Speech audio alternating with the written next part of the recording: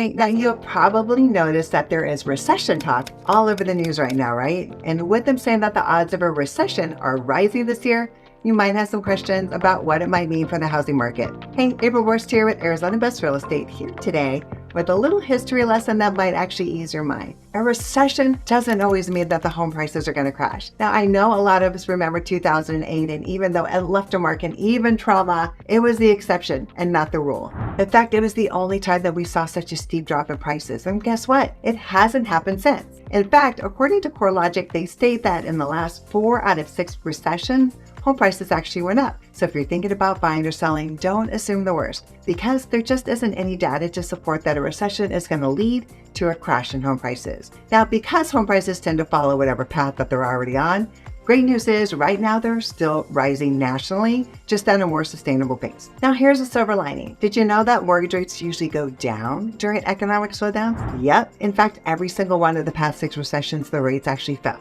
Now, look, it doesn't mean we're going to go back down to those 3% rates, but it could mean better affordability in the near future. So what's the bottom line here? Well, no one truly knows the future, but history normally gives us a pretty solid guide to help tell us what usually happens. But if we do happen to see a recession, the good news is it doesn't have to mean bad news for housing. So if you're wondering how this is going to affect your plans to buy, sell, or invest, please call me and let's talk about it. I'm always here to help.